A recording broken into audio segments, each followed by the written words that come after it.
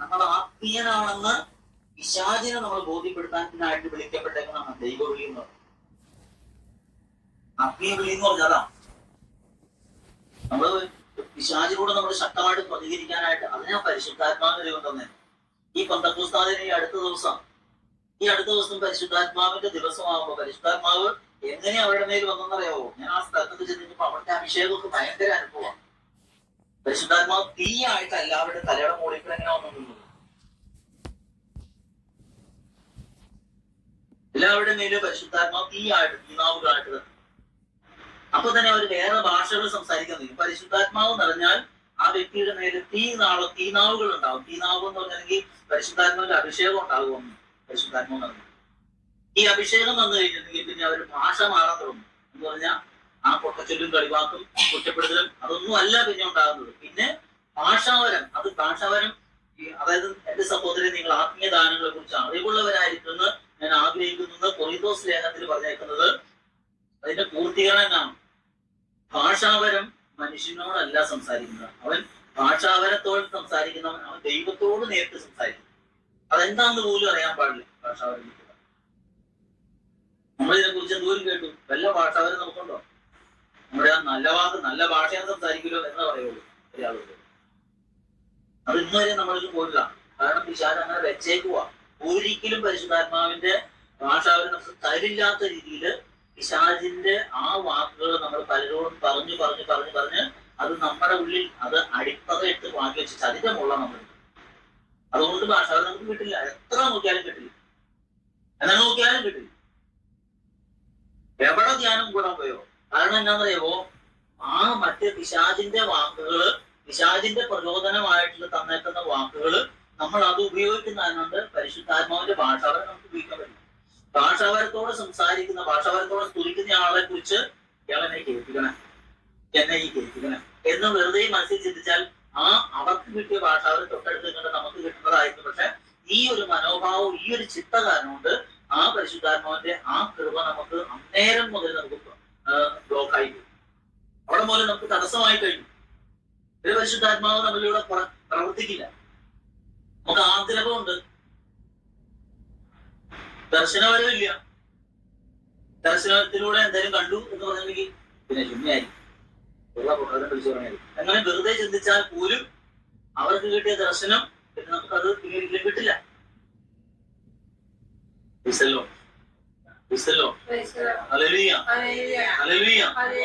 പറയുന്ന കാര്യങ്ങൾ ഇത്ര പേരോട് പറയേണ്ട കാര്യങ്ങളല്ല, ഒരുപാട് ജനത്തോട് പറയേണ്ട കാര്യങ്ങൾ. ഒരുപാട് ജനങ്ങൾ കേൾക്കും. അവിടെ ഉള്ളവർക്ക്, ഈ കേൾക്കുന്ന ആളുകൾക്കാണോ പ്രയോജനപ്പെടുന്നത്, അത് എവിടെയുള്ളവർക്കാണോ പ്രയോജനപ്പെടുന്നത്, അത് സ്വീകരിക്കുന്ന അനുസരിച്ച്. ഇവിടെ ഞാൻ പറഞ്ഞില്ലേ, വെറുതെ കുത്തി ചാരിയിരിക്കുന്ന പോലെ ചാരിയിരിക്കുന്നു മാത്രമേ ഉള്ളൂ. പരിശുദ്ധാത്മാവിന് പ്രയോജനപ്പെടുന്ന ഒരു ഉപകരണമായിട്ട് നമ്മൾ വിട്ടുകൊടുക്കാൻ തയ്യാറാണ്.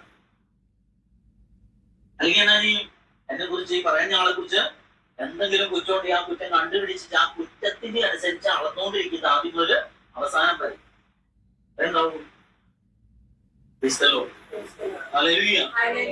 അങ്ങനെ ചാരി അല്ലെങ്കിൽ ഇങ്ങനെ കുറ്റം കണ്ടുപിടിച്ച് അങ്ങനെ നിന്ന് അങ്ങനെ ആ തെറ്റുമായിട്ട് ജീവിച്ച ഒരു വ്യക്തിയാണ് ഈശോയുടെ കൂടെ 12 ശിഷ്യന്മാരിൽ ഒരാളായിട്ട് ആ തെറ്റിനെ സൂക്ഷിച്ചുകൊണ്ടിരുന്ന ഒരാളായിരുന്നു യൂദാസ് കറിയോത്ത്. യൂദാസ് വേറെ ഉണ്ട്, 2 യൂദാ ഉണ്ട്. യൂദാസ് കറിയോത്താണ് കാര്യം പറഞ്ഞു.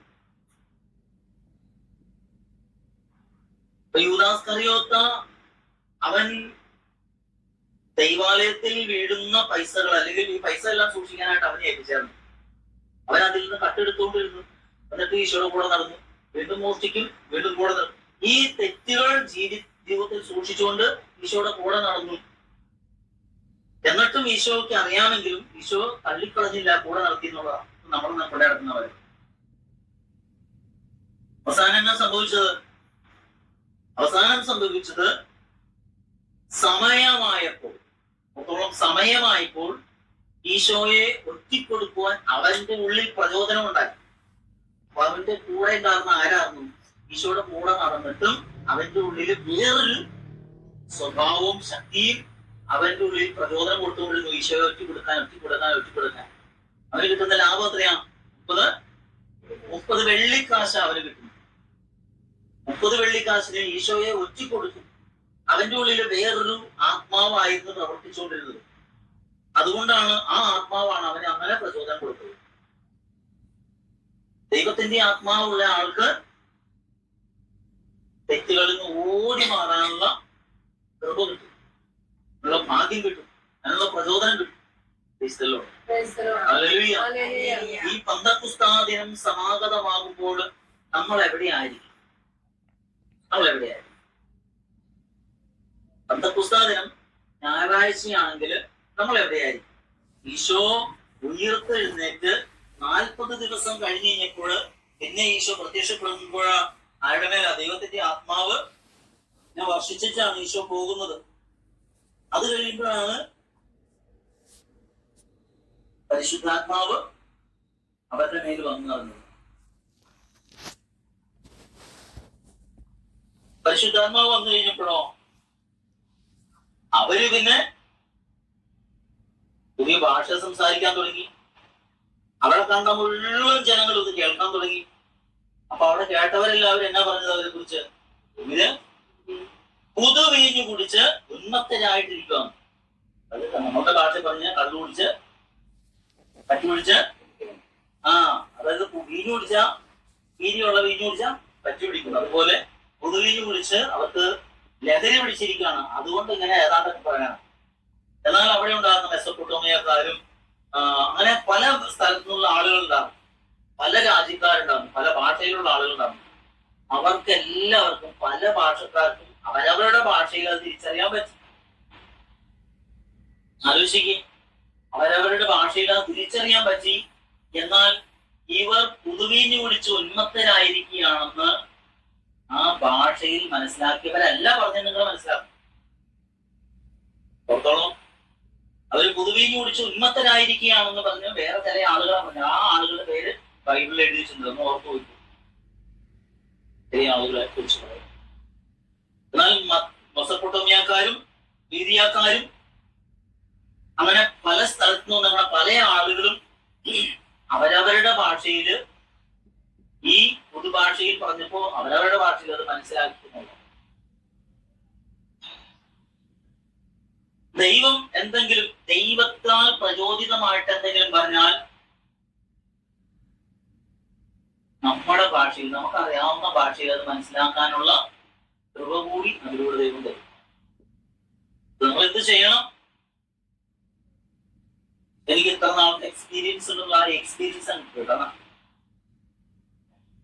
എത്ര ഉന്നതത്തിലാണെന്ന് വിചാരിച്ചാലും അവിടെ താഴേക്ക് ഇറങ്ങണം, ഒന്നുമല്ല എന്നുള്ള അവസ്ഥയിലായി.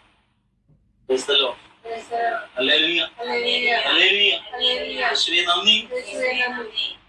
ഇവിടെ വചനം നമ്മളെ പഠിപ്പിക്കുന്നത്, ഇവിടെ ഞാൻ ആദ്യം പറഞ്ഞല്ലോ, അതായത് പരിശുദ്ധാത്മാവിനാൽ പ്രചോദിതനായി ദാവീദ് തന്നെ പറഞ്ഞിട്ടുണ്ട്. കർത്താവ് എന്റെ കർത്താവിനോട് അരുളിച്ചെയ്തു, ഞാൻ നിന്റെ ശത്രുക്കളെ നിന്റെ പാദങ്ങൾക്ക് കീഴിലാക്കുവോളം നീ എന്റെ വലത് ഭാഗത്ത് ഉപേക്ഷിനാകുന്നു. അതിന്റെ അർത്ഥങ്ങളൊക്കെ ഒന്ന് പറയാൻ ഞാൻ ആഗ്രഹിക്കുന്നില്ല. പക്ഷെ ഒറ്റ കാര്യം, പരിശുദ്ധാത്മാവിനാൽ പ്രചോദിതനായിട്ട് ദാവീദ് തന്നെ പറഞ്ഞിട്ടുണ്ടെന്ന് പറയുക. ഇത് പറഞ്ഞു എന്നുള്ളതിനെ അവിടെ നിൽക്കട്ടെ. പക്ഷെ ദാവീദ് പരിശുദ്ധാത്മാവിനാൽ നിറഞ്ഞ പ്രചോദിതനായിട്ടും സംസാരിച്ചിട്ടുണ്ട്. അപ്പൊ പരിശുദ്ധാത്മാവ് നമ്മളിൽ നിറഞ്ഞാലേ പരിശുദ്ധാത്മാവ് നമ്മളിലൂടെ സംസാരിക്കൂ.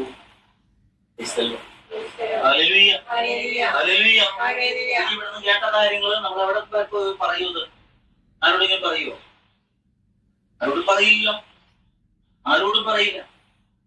ആരോടെങ്കിലും പറയാൻ ആഗ്രഹിക്കുന്നുണ്ടോ? ഇല്ലല്ലോ. പറഞ്ഞ മനസ്സിലായോ? പരിശുദ്ധാത്മാവിൽ പ്രചോദിതമായിട്ട് ഞാൻ നിങ്ങളോട് സംസാരിക്കുമ്പോ ഈ കാര്യങ്ങൾ നിങ്ങൾ ആരോടും പറയില്ല, നിങ്ങൾ എല്ലാം ഉള്ളിൽ ചോദിക്കുള്ളൂ. അതിന്റെ അർത്ഥം എന്നാ? നമുക്കാകെ ഇവിടുന്ന് കേട്ട കാര്യങ്ങൾ നമ്മൾ ആരോടെങ്കിലും പറയുമോ? അത് അവിടെ വെക്കും. പിന്നെ നമ്മള് വേറെ ചില സംഭവങ്ങളാണ് പിന്നെ പറയൂ. നമുക്കിടെ കാര്യങ്ങൾ, നമ്മൾ പറയുന്ന വാക്കുകൾ കേൾക്കാൻ ഇഷ്ടപ്പെടുന്നവരോട് നമ്മുടേതായ കുറെ കാര്യങ്ങൾ, നമ്മളുമായിട്ട് ബന്ധപ്പെട്ട കാര്യങ്ങളെ പറയുള്ളൂ. ഈശോയുമായിട്ട് ബന്ധപ്പെട്ട കാര്യങ്ങൾ അവിടെ സ്റ്റോപ്പ് ചെയ്യും, നിർത്തിക്കളയും. അതിന് പരിശുദ്ധാത്മാവല്ല നമ്മൾ നയിക്കുന്നത്, നമ്മൾ തന്നെ നമ്മളെ നയിക്കുന്നത്. അപ്പോ നമ്മുടെ മാനുഷിക ബുദ്ധിയാണ് നമ്മളെ നയിക്കുന്നത്. അതാണ് ഞാൻ ആദ്യം പറഞ്ഞത്. പത്രോസിനോട് ഈശോ പറഞ്ഞ മാനുഷികമായിട്ട് പറഞ്ഞ പത്രോസിനോട് മാനുഷികമായിട്ട് പത്രോസിന് സംസാരിച്ചു. അതെങ്ങനെയാ? ഈശോ ശിഷ്യന്മാരെ അടുത്ത് വിളിച്ചു പറഞ്ഞു, നിങ്ങൾ ഞാൻ പോകാനുള്ള സ്ഥലത്തേക്ക് നിങ്ങൾ പറഞ്ഞു. കർത്താവ് അഭിഷേകം കൊടുത്ത് കൈവയ്പ് കൊണ്ട് അഭിഷേകം കൊടുത്ത് കൃപ കൊടുത്ത് പറഞ്ഞു വിട്ടുന്നുള്ളേ. ഈശോ അഭിഷേകം കൊടുത്ത് കൃപ കൊടുത്ത് ശക്തി കൊടുത്ത് ഈശോ ശിഷ്യന്മാരെ പറഞ്ഞു വിട്ടു. അവര് പോയി ദൈവവചനം പ്രഘോഷിക്കാൻ പോയി. അവിടെ ചെന്നപ്പോൾ യേശുവിന്റെ നാമത്തിൽ പിശാച് ഇടിമിന്നൽ പോലെ സ്വർഗ്ഗത്തിൽ നിന്ന് ഭൂമിയിലേക്ക് നിബന്ധിക്കുന്നത് നേരിട്ട് കാണുക. ഒരുപാട് രോഗികളെ സുഖപ്പെടുത്തി, ഒരുപാട് അത്ഭുതങ്ങളും അടയാളങ്ങളും സംഭവിച്ചു. യേശു എന്ന പേരിൽ തിരിച്ചു വന്നിട്ട് ഈശോയുടെ അടുത്ത് എന്നിട്ട് പറയുകയാണ്, കർത്താവേ, നിന്റെ നാമത്തിൽ പിശാചുകൾ പോലും സ്വർഗ്ഗത്തിന് ഇടിമിന്നൽ പോലെ വീഴുന്നു ഞാൻ നേരിട്ട് കണ്ടു കർത്താവ് എന്ന് പറഞ്ഞ് ഭയങ്കര ഉത്സാഹത്തോട് ചെന്ന് പറയുക. ഈശോ ഒരു കാര്യം പറഞ്ഞു. എന്നെ പറയാന്നല്ലോ, നിങ്ങൾ അതിലൊന്നും ആഹ്ലാദിക്കണ്ട, സന്തോഷിക്കണ്ട. നിങ്ങളുടെ പേരുകൾ ജീവന്റെ പുസ്തകത്തിന്റെ പുസ്തകത്തില് നിങ്ങളുടെ പേരുകൾ എഴുതപ്പെട്ടിട്ടുണ്ടെങ്കിൽ അത് ഓർമ്മ സന്തോഷം. നമ്മുടെ പേര് സ്വർഗ്ഗത്തിലെ പുസ്തകത്തിലുണ്ടോ ഇല്ലയോ എന്ന് നമുക്കറിയാവോ? അറിയില്ല. എഴുതുവോ? എഴുതണമെങ്കിൽ അതിനനുസരിച്ചുള്ള എന്തെങ്കിലും വേണ്ടേ? അങ്ങനെയാണെങ്കിൽ നമ്മുടെ പേരൊന്നും ഉണ്ടാവാൻ സാധ്യത വളരെ കുറവാണ്. ആരുടെയും പേരുണ്ടാവാൻ സാധ്യതയില്ല. ജീവന്റെ പുസ്തകത്തെ അതാ വെളിപാട് പുസ്തകത്തിൽ പറയുന്നുണ്ട്, മറ്റു പുസ്തകങ്ങൾ തുറന്നു, മറ്റൊരു ജീവന്റെ പുസ്തകവും തുറന്നു. വായിച്ചിട്ടുണ്ടോ? അത് വായിച്ചിട്ടില്ല. ഒക്കെ ബൈബിളൊക്കെ നിനക്ക് വായിച്ചാൽ ചെവി എന്ന് മാത്രം നോക്കിക്കൊണ്ടിരുന്നിട്ട് കാര്യമില്ല. ബൈബിൾ ഗ്രന്ഥങ്ങൾ തുറക്കപ്പെട്ടു, മറ്റൊരു ഗ്രന്ഥവും തുറന്നു. അത് വായിച്ചില്ലേ? കണ്ടോ? ഗ്രന്ഥങ്ങൾ തുറക്കപ്പെട്ടു, മറ്റൊരു ഗ്രന്ഥവും തുറന്നു. എന്നിട്ട് ജീവന്റെ ഗ്രന്ഥത്തിൽ ജീവന്റെ പുസ്തകത്തിൽ പേരെഴുതപ്പെടാത്തവരെ എല്ലാവരെയും തീപ്പൊയ്കയിലേക്ക് തള്ളി. അതായത് മനുഷ്യനെ രക്ഷപ്പെടാനായിട്ട് ഇത് പറയുന്നുണ്ട്. 4 വേദങ്ങളുണ്ട് ഹൈന്ദവർ: ഋഗ്വേദം, യജുർവേദം, അഥർവവേദം, സാമവേദം. എന്തുവാ? കേട്ടില്ല? അറിയാവോ? അറിയില്ല. രാമായണവും മഹാഭാരതവും ചരിത്ര പുസ്തകങ്ങളും വെറുതെ എഴുതി വെച്ചിരുന്ന കാര്യങ്ങൾ. അവർക്ക് രക്ഷപ്പെടാനായിട്ട് അതിന്റെ ഉള്ളിലും ദൈവം ഒളിപ്പിച്ചു വെച്ചിരുന്ന കാര്യങ്ങളുണ്ട്. ഒരു പ്രാർത്ഥിക്കുന്ന പ്രാർത്ഥന: അസത്വമ സദ്ഗമയ, തമസോമ ജ്യോതിർഗമയ, മൃത്യോമ അമൃതംഗമയ. അവരതും ചൊല്ലില്ല. എന്താ ചൊല്ലുന്നത്? നാരായണ. ഇത് മാത്രമേ ഉള്ളൂ. അതിന്റെ പിന്നിലുമുണ്ട് നാരായണ നമഃ. സംസ്കൃത വാർത്ത. നാരിയിൽ നിന്ന്, സ്ത്രീയിൽ നിന്ന് ജനിച്ച നരനായ പുരുഷനായവനെ ഞാൻ നമിക്കുന്നു. കന്യകയിൽ നിന്ന് ജനിച്ച യേശുവിനെ നമിക്കുന്നു. അതിന്റെ വാക്കിന്റെ അർത്ഥമുള്ളൂ. യേശുവിനെ കുറിച്ചാ പറഞ്ഞത്. അസത്വമ സദ്ഗമയ എന്ന് പറഞ്ഞാൽ അസത്യത്തിൽ നിന്ന് തന്നെ സത്യത്തിലേക്ക് നയിച്ചാലും. ഈശോ പറഞ്ഞു, ഞാനാകുന്നു വഴിയും സത്യവും ജീവനും. സത്യത്തിലേക്ക് എന്ന് പറഞ്ഞാൽ അതായത് എന്റെ പിന്നാലെ അനുഗമിക്കുന്നവൻ അന്ധകാരത്തിൽ നടക്കില്ല എന്ന് ഈശോ പറയുന്നുണ്ട്. വഴിയും സത്യം ജീവനും ഞാനാകുന്നു, ഞാൻ ലോകത്തിന് പ്രകാശമാകുന്നു.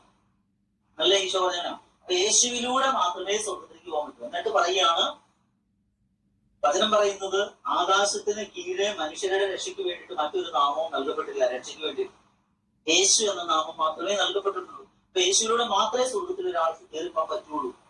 യേശു എന്ന പേരല്ലാതെ രക്ഷയ്ക്ക് വേണ്ടിയിട്ട് വേറെ ഒരു പേരും തന്നിട്ടില്ല. രക്ഷയ്ക്ക് വേണ്ടിയിട്ട് ഏക നാമം യേശു എന്ന നാമം.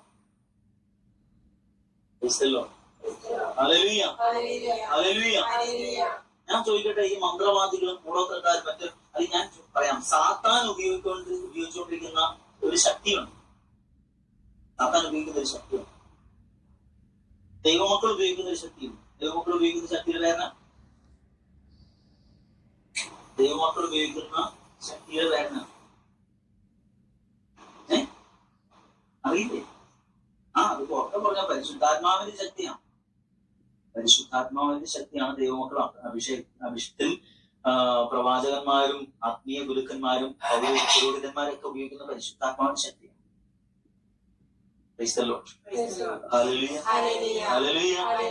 സാത്താൻ ഉപയോഗിക്കുന്ന വേറൊരു ശക്തിയുണ്ട്. മന്ത്രവാദം, കൂടോത്രം, ക്ഷുദ്രം, കൈനോട്ടം, ഇതിനെല്ലാത്തിൽ നിന്ന് അവർക്കും വെളിപ്പെടുത്തലുണ്ട്. അവർക്ക് വെളിപ്പെട്ടിട്ടുണ്ട്. അവര് വേറൊരു ശക്തിയെ ഉപയോഗിക്കുന്നത്.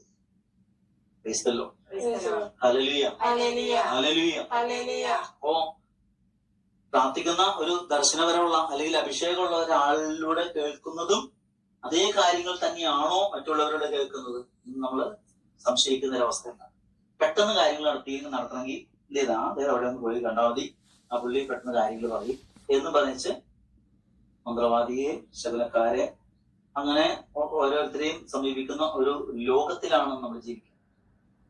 ഇന്ന് അതിനേക്കാളും പെട്ടെന്ന് സാത്താനിലേക്ക്, നരകത്തിലേക്ക് പോകാനുള്ള വഴി വേഗം തുറന്നിട്ടേക്ക് വിശാലം. ഇതുവഴിയാറിയാവോ? സാത്താൻ ആരാധന എന്ന് പറയുന്നത് ബ്ലാക്ക് മാസ്. സാത്താനെ നേരിട്ട് ആരാധിക്കുന്ന ആളുകളുണ്ട്.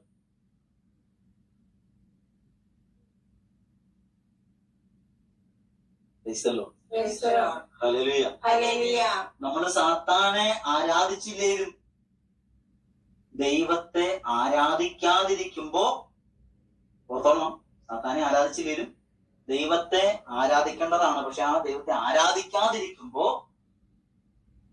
സാത്താന്റെ ആ സ്വാധീനം നമ്മളെ വലയം ചെയ്യും.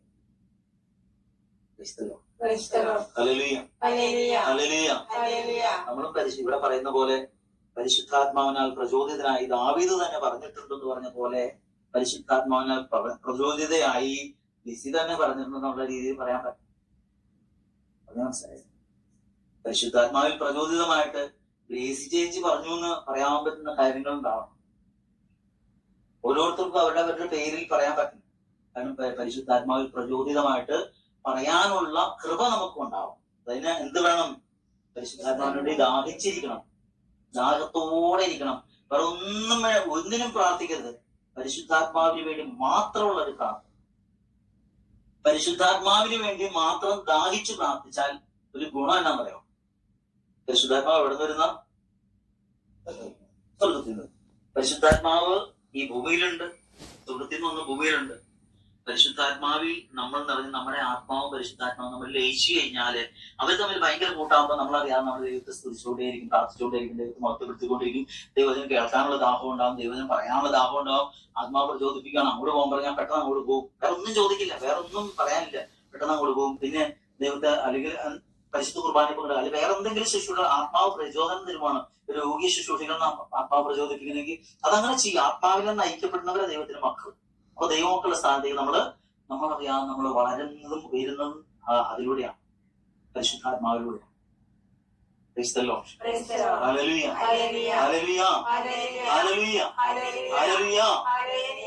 പരിശുദ്ധാത്മാവിനെ സ്വീകരിച്ചു കഴിയുമ്പോ പരിശുദ്ധാത്മാവ് നമ്മളെ നയിക്കാൻ തുടങ്ങും.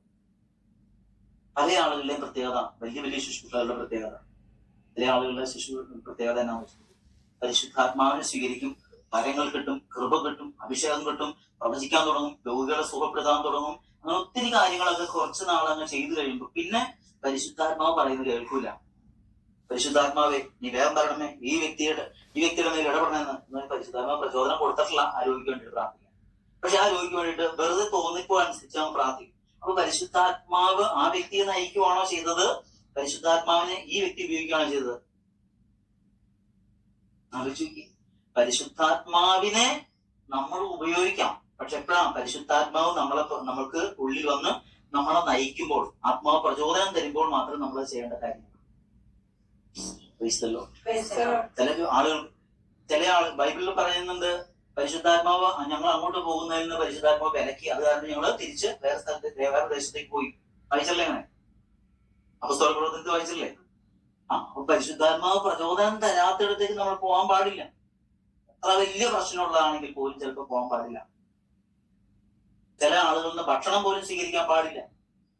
ഭക്ഷണം പോലും സ്വീകരിക്കാൻ പാടില്ലാത്ത ദൈവത്തിന്റെ ആത്മാവ് ഭയങ്കര ശക്തമായിട്ട് പ്രചോദനം തരും. നിങ്ങൾ എല്ലായിടത്തും കറങ്ങി നടക്കാൻ പാടില്ല. നിങ്ങൾ ഏത് വീട്ടിൽ കയറി ചെല്ലുന്നോ ആ വീട്ടിൽ തന്നെ താമസിക്കണം. അവിടെ നിന്ന് ഒരുക്കുന്ന ഭക്ഷണം മാത്രമേ കഴിക്കാവുള്ളൂ എന്ന് പറയുന്നത്. വായിച്ചല്ലേ? വേറെ ഒരു സാധനം തൊടാൻ പാടില്ല എന്നെ അർത്ഥം.